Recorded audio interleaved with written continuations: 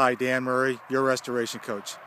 Today's message is titled, Low Tech is Sometimes All It Takes.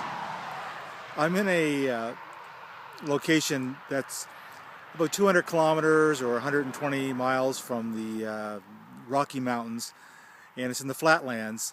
And there's a place, and I drove by it. It was about a half-hour drive to get to the actual museum, but the name of the place is called and I'll correct this if I'm wrong on my blog post, but Head Smashed In Buffalo Jump.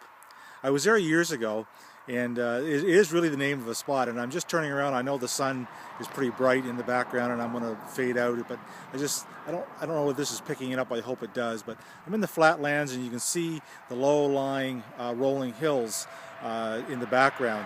And what the First Nations people used to do, a couple hundred years ago or so, is that they would get the buffalo, they would sort of start surrounding them, and then they would corral them and get them running up these across these flat fields, and then they would slowly start going up a slight incline, and then they would have it at a spot that was predetermined, and the Indian First Nations people knew that there was a drop off.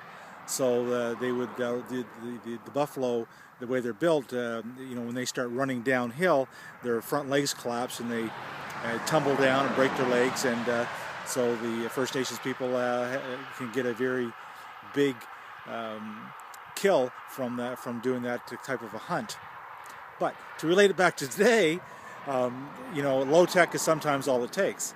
We could be flying helicopters over to get our buffalo. We could be using high-powered rifles and machine guns and all kinds of different advanced technology.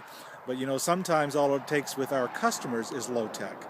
We are in the people business, and we keep forgetting that from time to time. We think about CRM programs and the amount of contacts, and it's all a numbers game. But at the end of the day, every claim, on every side of that claim, is a people-related business, and there are people involved.